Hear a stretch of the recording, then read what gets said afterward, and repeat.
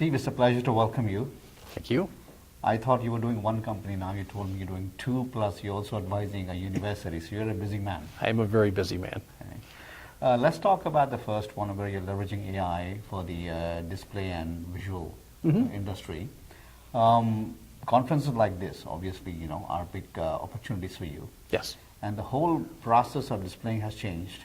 I take interest in events as well. And you have now AI-enabled machines that go around doing customer service. Yep. Among other things. Among other things. Yes. So it'll be interesting to learn how the landscape is changing and where you're meeting the challenges. Well, for my company, for Live Picture, one of the biggest challenges we have with customers is, how do you prove your return on investment other than just plain leads that come into a trade show booth or display? How do you know if your message is correct? How do you know if you're making an impact on a potential client? Well, what we're actually working on is a AI vision system which will actually track the amount of time where someone's face is facing your trade show display. So it'll look up and down the aisles and then track that interaction. And just so that we can actually prove out some of the things we talk about, where when you're leveraging video displays over traditional vinyl or whatever the case is, you're actually getting more eyeballs on your booth for a longer amount of time and causing interest, creating interest and driving some sales. Okay. Let's switch gear to the innovation part of it.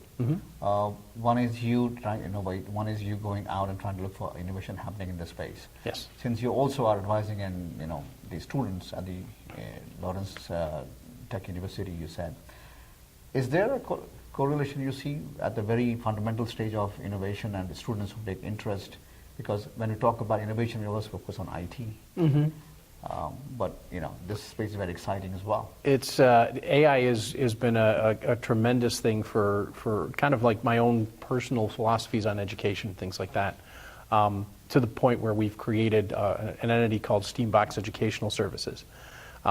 With that entity, we're actually going out and teaching kids as young as junior high and high school some technologies that are based, the kind of the foundations of AI. Python programming and R programming, and getting into some AI container sets, things like that, and how to actually put together something that would work for a machine learning application, things like that. But as far as like the university goes, I think that right now you're seeing this kind of pivot and change in even public education, where instead of putting everybody into different buckets, math and science and English and whatnot, as far as kind of curriculum that's dictated by somebody, I think you're finding it more students are finding their own curriculums and what they're interested in, which is going to make them better long-time learners and better creative problem solvers, which I think especially in the AI space and anything businesses going forward, those are the people you're looking for. You're looking for creative problem solvers, not necessarily somebody that knows how to follow rules.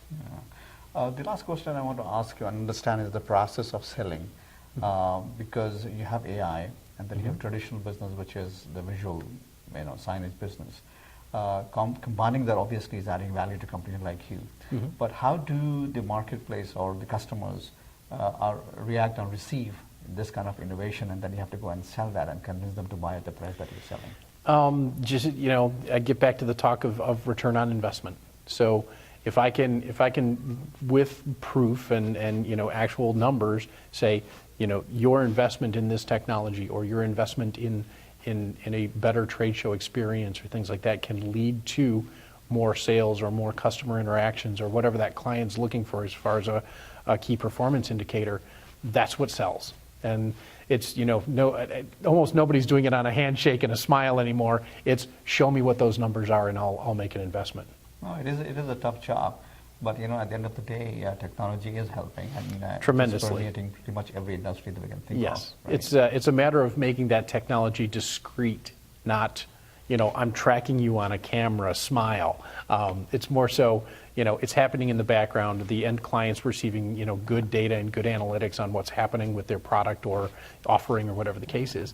And it's a matter of making it so that the end client doesn't know they're being micromanaged through a system. Very important point, keeping it discreet, not to hide or anything, but actually to make them understand that it's actually relevant and important for them. Yeah.